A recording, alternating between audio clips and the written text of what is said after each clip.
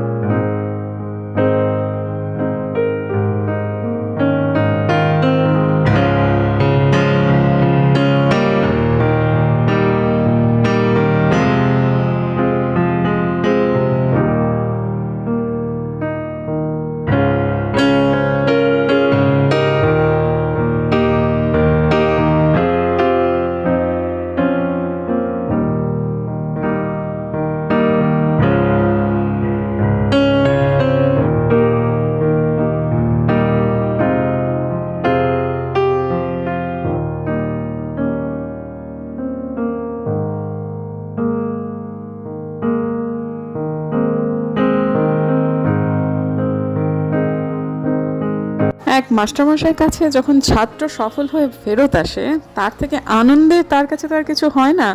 আজকে আমার হাজবেন্ড ভীষণ আনন্দিত, কারণটা বুঝতে পারবেন একটু বাদেই। ওর নাম হিমাংশু, আমার ছাত্র এবং আমার দাদা ইউনিভার্সিটি এখন রিটায়ার করে গেছে। ও আচ্ছা আচ্ছা, এই দেখো, হ্যাঁ হ্যাঁ হ্যাঁ, এটা বলো, এটা হচ্ছে ওনাদের বাড়ির সেগুন কাঠের তৈরি। ও মা গো, সারা জীবন খুব খুব যত্ন করে রেখে দেবে। মানে সেই সেগুন কাঠ দিয়ে যাবতীয় রিসেন্টলি মানে সমস্ত কি কি সোফা তৈরি হয়েছে। সোফা দুটো আলমারি হয়েছে কাঠের, 3 পাল্লা 2 পাল্লা, তারপর শোকেস দুটো। 39টা সেগুন কাঠ ম্যাচিওর হয়েছে, আরো ওটা 39টা সেগুন গাছ। হ্যাঁ, গাছ সেগুন গাছ ম্যাচিওর 20 বছর হয়ে গেছে এখন। আচ্ছা, ধরে দাঁড়িয়ে আছে, অ্যাকসেপ্ট করো। আচ্ছা, সরি থ্যাংক ইউ বাক, থ্যাংক ইউ। ও কি অ্যাচিভ করেছে সেটা তো বলে দাও। হ্যাঁ, ও পিএইচডি তে ঢুকেছে এসআরএম ইউনিভার্সিটিতে। তো পিএইচডি করবে 4 বছর, ফেলোশিপ, জুনিয়র ফেলোশিপ আছে। আচ্ছা, এবার 1 বছর পর সিনিয়র ফেলোশিপ পাবে। বাহ, হ্যাঁ, দারুণ। আমি যে মানে উল্লসিত আর কি, এত খুশি, খুব ভালো। বসো বসো। হ্যাঁ, হিমাংশু দাদা, তাছাড়া আমরা সবাই, আমার শ্বশুরমশাই সবাই মিলে আজকে একসঙ্গে জলখাবার খেলাম, হচ্ছে এগ চাউমিন। শুরুতে তো খেতেই চাইছিল না, তারপর বললাম যে স্যার খুশি হবেন বাবা, একটুখানি খাও। তো খেয়েছে, খুশিও হয়েছে, আমরাও ভীষণ খুশি হয়েছি। এই পরিবারটা খুব ভদ্র একটা পরিবার, এই হিমাংশু তথা এদের পুরো পরিবারটা। আমরাও ভীষণ খুশি হয়েছি এদের সংস্পর্শে এসে। নমস্কার বন্ধুরা, মেরি ক্রিসমাস আপনাদের সবাইকে। আজকের দিনে ক্রিসমাস, এবং আজকে আমাদের একটুখানি তাড়াহুড়োর দিন, বিভিন্ন কাজ একসাথে পড়ে গেছে। এই সমস্ত দিনগুলোতে যেটা হয় যে অনেক সময় আমি ক্যামেরা অন করতে ভুলে যাই, অনেকটা সেটাই হয়। একসাথে মাথায় কাজ থাকলে কোথায় ক্যামেরা রাখবো সেগুলো সময় অনেক সময় পাওয়া যায় না। যাই হোক, এখন আপাতত প্রতিশতর সাথে একটু কাজে বেরোচ্ছি আমি। আর এসে পরে বিছানাপত্র তোলা, আজকে তো বৃহস্পতিবার, সমস্ত ঘরের বিছানা চাদর টাদর সমস্ত বদলানো, সেসব তো রয়েছে। কালকে মামুনি আসেনি, কালকে আমি জামা কাপড়ে বিশেষ কিছু কাজে নিই, কালকে আমি কোনো রকম ব্লগও করিনি। তা সব মিলিয়ে মিশিয়ে আজকে একটুখানি হয়তো এই কাজটা মিটিয়ে এলে বাড়িতে যে ঢুকে যাব, তারপর হয়তো বা কাজকর্মের জন্য নিরবিচ্ছিন্ন একটা দিন হতে পারে। কিন্তু এখনও পর্যন্ত ঘর বার করছি। তো চলুন আপাতত বেরোই। ক্রিসমাসের মেনু হচ্ছে ফ্রাইড রাইস, মাংস, চাটনি। আসলে গুড় এনেছে খুব ভালো, সেই জন্য একটু চাটনি হচ্ছে। তো ওপরে মিনামাসি টুকুরের আমার চিকেনটা করছে, নিচে আলপনাদি করছে হচ্ছে মাটন আর ফ্রাইড রাইস। তো এখন বোধহয় আমাদের মিনামাসি হয়ে গেছে তোমার? ও সদ্য বসিয়েছে, সদ্য এই একটুখানি আগে এলো আর কি। চাটনি করতে বেশি সময় লাগে না। তা হ্যাঁ, আমাদের আজকে যেহেতু বাজার যাওয়ার টাইম নেই, তাই পাঠার মাংসটা দিয়ে দেওয়া হলো, দিয়ে যাবে। তারপরে ব্লিঙ্কিট করে দেওয়া হচ্ছে। হ্যাঁ, পাঠার মাংসটা দিয়ে যাবে। চালটা তো চলে এলো। হ্যাঁ চল, তা ব্লিঙ্কিট করে দিলাম। চাল, কাজু এগুলো সব চলে এলো। কালকে রাত্রে ঠিক হয়েছে যে আমাদের আজকে পাঠার মাংস হবে আর ফ্রাইড রাইস হবে। কালকে রাতেই নিয়ে আসা যেত, তো ঠিক আছে, সকালেই হয়ে গেল। তাড়াহুড়ো পড়ে গেল এই আর কি। অল্প না দিই, ভাগ্যে সেই অল্প দুটি রান্না হচ্ছে, তাই জন্য তবু যা হোক একটু ক্রিসমাস বোধ হচ্ছে। আসলে এমনিতে সারাটা দিন এত ঘোরদৌড় গেল যে কিছুই বুঝতে পারিনি যে কোন দিক দিয়ে দিনটা কেটে গেল। তবে যেখানে যাচ্ছি সেখানে সবাই মিলেই, মানে অর্থাৎ আমার শ্বশুরমশাই, আমি, বুম্বাদা, তিনজনেই যাচ্ছি। গিয়ে ভেবেছিলাম অল্পক্ষণ সময় হয়ে যাবে, কিন্তু সময়টা লেগে গেল অনেকটা। যার ফলে সব কাজের একটু হচপচ হয়ে গেল। কি আর করা যাবে, এক আধ দিন হয়, যেরকমভাবে আমরা ভাবি সেরকম হয় না। তো এসে আলপনাদি একটু টেস্ট করতে বললো, টেস্ট করে দেখছি স্বাদের ঠিকঠাক ব্যালেন্সটা আসেনি। এদিকে মিনামাসি আজকে শরীরটা একটু খারাপ নিয়েই কাজ করতে এসেছে, বুঝতে পারছিলাম শরীরটা ঠিক নেই। তো যাই হোক, তারপরে একটু নুন বেশি, একটু চিনি কম এরকম মনে হচ্ছিল, তো তারপর ঠিক আছে, ঠিক করে নেওয়া হয়ে গেল। তো কাজের উপর কাজ, আজকে আবার ল্যাডারটা চলে এলো। যদিও এটা আমার খুবই দরকার ছিল, কিন্তু এটা যেভাবে এসেছে এটাকে বোধহয় সেট করতে হবে বা অ্যাসেম্বল করতে হবে, সে কাজটাও এখন মাথার উপর এসে গেল। কিছু করার নেই, এক আধ দিন এরকম হতেই পারে, আর আজকের ডেটেই আসবে সেরকমটাও আমি জানতামও। তো চলুন এটাকে এখন নিয়ে ওপরে নিয়ে যাই, প্রচণ্ড ভারী, তারপর এটাকে সেট করতে হবে। শুভ সন্ধ্যা বন্ধুরা, একেবারে সন্ধ্যেবেলাতেই এলাম, কারণ মাঝখানের সময়টা ঠিক শরীরটা জুতের লাগছিল না।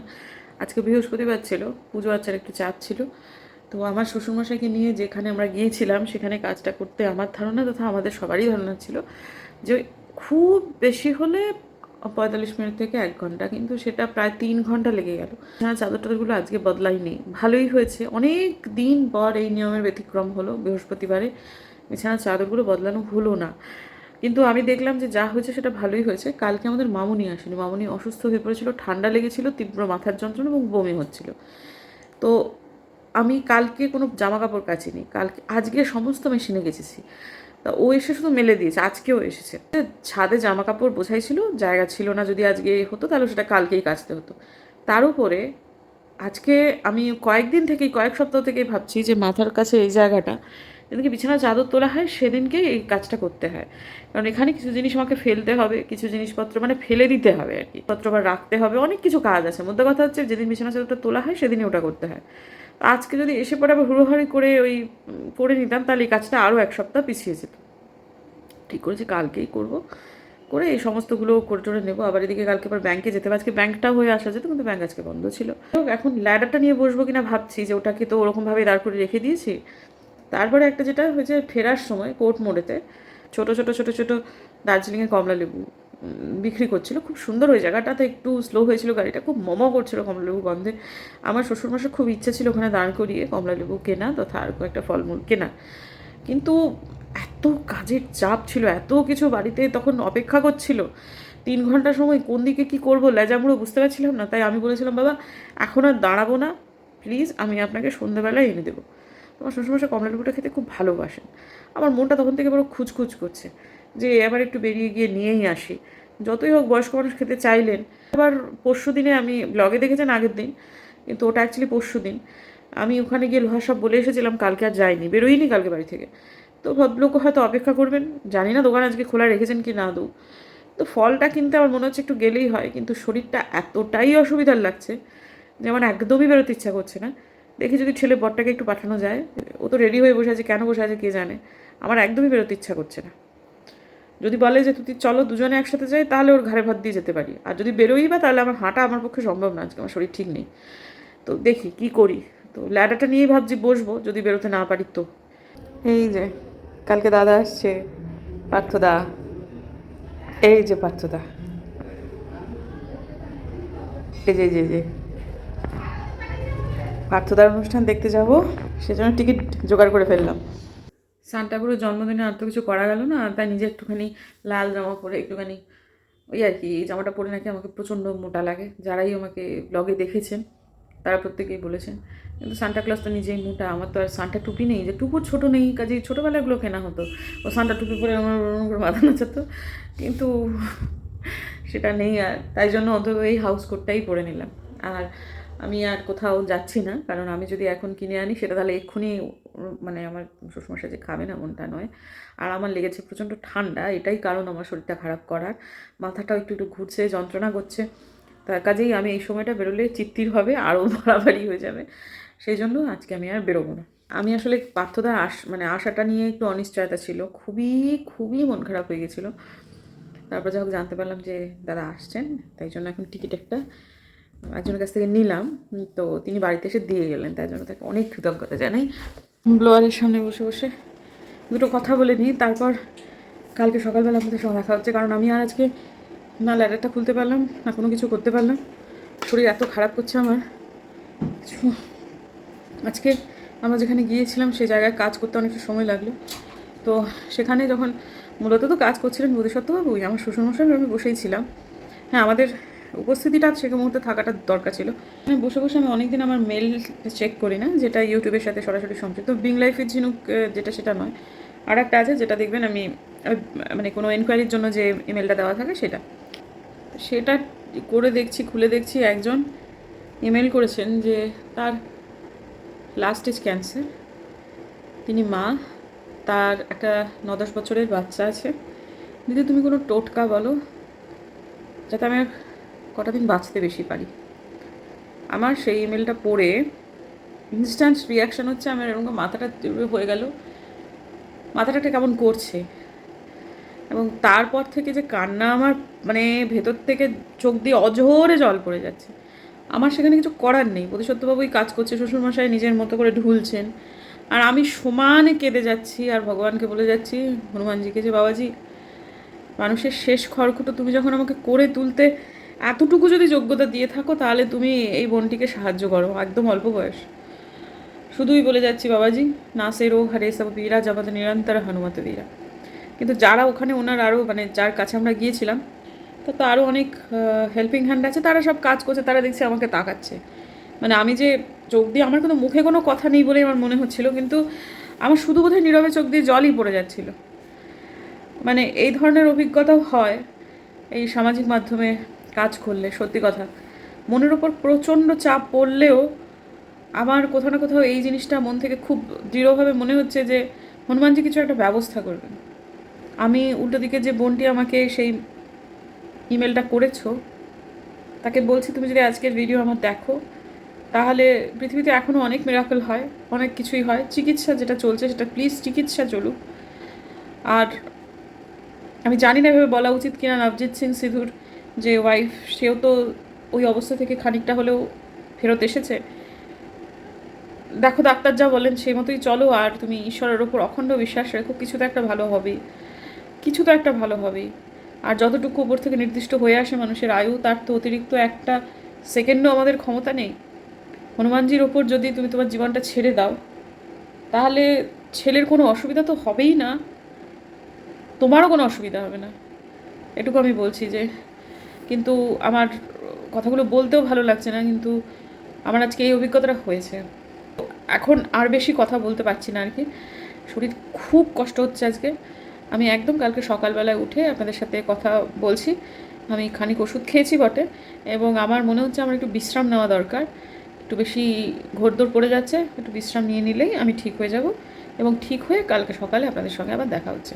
সুপ্রভাত বন্ধুরা, আশা করছি আজকের দিনটা আমার খুব ভালো যাবে, এবং ভালো যাওয়ারই কথা। শরীরটা তুলনামূলকভাবে অনেকটাই ভালো। আগের দিনে কোনো কিছু না করার একটা ভালো সিদ্ধান্ত ছিল। তো দিন বাদে এরকম একটা জিনিস হলো, সেটা হচ্ছে যে আমি কালকে বাসনপত্র ঠিকঠাক মাজতে পারিনি। মানে খুব বেশি অসুবিধা না থাকলে আমি এই কাজটা সাধারণত করে নিই।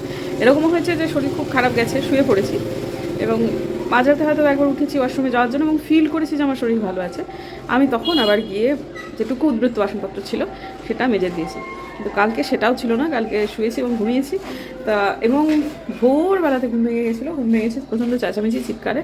তাতে বুঝতে পারলাম আশপাশে কোথাও কারো একটা বাড়িতে চোর এসেছিলো, এবং সেই চোর ধরা পড়তে পড়েনি, মানে তারা আর কি গৃহস্থ বুঝতে পেরে গেছে যে চোর এসেছে। এবার আসলে এই যে আমাদের এখানটা হয় কি, এই যে উঠে তুলে দিয়েছে, তো এই যে মাটি খুঁড়ে রেখেছে। যাদের ধরুন বাড়ির সামনে গ্যারেজ আছে, তাদের এখনই পরিষ্কার করবার জন্য প্রত্যেকটা স্ল্যাবের মাঝখানে একটা করে লোহার পাত মতো দেওয়া থাকে, যেটা জালি করা থাকে। ওটা না ভালো লোহা, ওটা বিক্রি করলে অনেক টাকা পাওয়া যায়। এখন এই যে ড্রেনটাকে খুঁড়ে রেখেছে, ওই জিনিসগুলো সব তুলে ভেতরে রেখে দিয়েছে। ওইগুলো সব চুরি করতে চোর আসছে। তারা সব মাঝখানে একটা নিয়ে গেছে, সেটা ভালো দামে হয়তো বিক্রিও করেছে। আরও যে 4-5টা রয়েছে, সেগুলো সমস্ত চুরি করতে সব তারা সব এখন মানে গৃহস্থকে এখন খুব সচেতন থাকতে হচ্ছে। তা সেইগুলোর জন্য কাল ভোরবেলাতে খুব চেঁচামেচি, এইসবগুলো শুনে দেখো ঘুম ভেঙেছে। তারপর আবার শুয়েছি, আবার ঘুমিয়ে পড়েছি। এখন মোটামুটি আমি ফ্রেশ হয়ে গেছি। কালবেলাতে আমাদের মিনামাসি খবর দিয়েছে, বৌমা খবর দিয়েছে যে মিনামাসি আসছে না, মিনামাসি ভীষণ শরীর খারাপ। তো কোনো অসুবিধা নেই, আমাদের মোটামুটি মামুনি আছে, আমি আছি। তো সব মিলিয়ে মিশিয়ে আমরা ঠিক করেছি যে আজকে এই 3 হাত মিলিয়ে কাজ মোটামুটি গুটিয়ে ফেলবো, কোনো প্রবলেম নেই। আর আজকে আমাদের বাড়িতে আমরা আশা করছি দাদা আসবেন, পার্থদা আশা করছি। তো সেটা ওটা কোনো অসুবিধা নেই। পার্থদা বিকেলবেলাতে তো আমি অনুষ্ঠান দেখতে যাবই, তো সন্ধেবেলায় বা রাত্রেবেলায় প্রত্যাশা করছি দাদাকে করবো। আমি এবারেতে এই জিনিসটা নতুন একটা অর্ডার করেছি, এটাকে না আর কাচা যাবে না, এটা একদম ঠিক নেই। যে দেখুন এই প্লাস্টিকগুলো সব ফেটে ফেটে গেছে। তো এখন আপাতত এই যে এই জায়গাটা দেখাতে গেলেই এই জিনিসগুলো এগুলো দেখা যায় জন্যই কথাটা উল্লেখ করলাম। আমি আজকে যেহেতু মামুনির একটু এক্সট্রা কাজ হবে, সেহেতু আমি মামুনির জামা কাপড়গুলো মানে বরাতের যে জামা কাপড়গুলো কাচে সেগুলো সমস্ত কেচে দেবো। তা সেই জন্যই এখন আপাতত এসেছি। কি গো লক্ষ্মীদি, কি খবর? ভালো, কাজে যাচ্ছ? কি সুন্দর সুন্দর শাড়িগুলো পরো গো, ছাপা শাড়িগুলো দেখতে ভাল লাগে। ঠিক আছে যাও, ব্যস্ত। তারপর আমি একটু বেরোবো। পুজোর সমাধা হয়ে গেল, আর এই যে এইবারে যে সম্রানী কাপটা নিয়ে এসেছি, ওপরের পুজোটা সম্পন্ন হলো, নিচেটা এখন যাব। কিন্তু এই যে সম্রানী কাপটা এতটাই অল্প সময়ের মানে টেকে, যেটা মানে এটা শেষ হলে পরে বাঁচি। এখন 3-4টে করে প্রত্যেক দিন জ্বালাচ্ছি যাতে দ্রুত শেষ হয়ে যায়। তো এখন আমাদের ওপরে না পুজোর ফুলের ভীষণ অভাব হয়ে গেছে। আমি তো যেগুলো বারান্দায় রেখেছি সৌন্দর্যায়নের জন্য, ওগুলো মানে আর হাইব্রিডের যেটাকে বলে ওই কী বলে গাঁদা, সেগুলো একটা তুলে ফেললেই তো পুরো গাছ খালি হয়ে যায়। আমাদের এবারে পাতি গাঁদা লাগানো না মানে সিদ্ধান্ত না নেওয়াটা খুব বড় ভুল হয়ে গেছে। এই যে এখানে দেখুন বাগানে কত ফুল, কিন্তু এই পিটুনিয়া সেগুলো তুললে না একটা স্টিকি স্টিকি ব্যাপার তৈরি হয়। ওটা পুজোতে দিলে ঠাকুরের গায়ে ফটোতে একটা আঠালো ব্যাপার যায়, সেই জন্য আর এবারে এটা আমি দেবো না। তাছাড়াও এটা পুজোর জন্য লাগানো হয়নি। তো কালকে যে হিমাংশু ওর বাবা বললেন যে ওরা খুব ভালো গাছপালা করে, মানে ওদের বাড়িতে শিম গাছ, বেগুন গাছ, মানে বাহারি রকমের ফুলের গাছ ওদের বাড়িটা ওই মেডিকেল কলেজের কাছটায় প্রচুর পরিমাণে আছে। তো সেটাতে উনি কতগুলো টিপস দিলেন যে এখনও যদি আমি কোনোভাবে লাগাই, পাতি গাঁদা লাগাই, তাহলে কীরকমভাবে হবে ভালোভাবে। কারণ অনেক গাছই তো আমি এখন অতটা ভালো সড়গড় নই, হয় তবে ততটাও ভালো রেজাল্ট পাই না যতটা পেতে পারতাম বা পেতে পারি।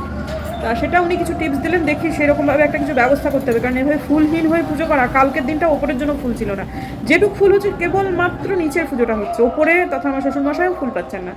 তো এখন এটা একটা ব্যবস্থা করতে হবে। দিনের জন্য বরং বিদায় নিচ্ছি। যদি আমার ভিডিও ভালো লাগে তাহলে প্লিজ সাবস্ক্রাইব করবেন, পাশে নোটিফিকেশন বেলটা অন করবেন যাতে ভিডিও দিলেই নোটিফিকেশন চলে যায় আপনাদের কাছে। দেখা হচ্ছে আগামীকাল, ততক্ষণের জন্য।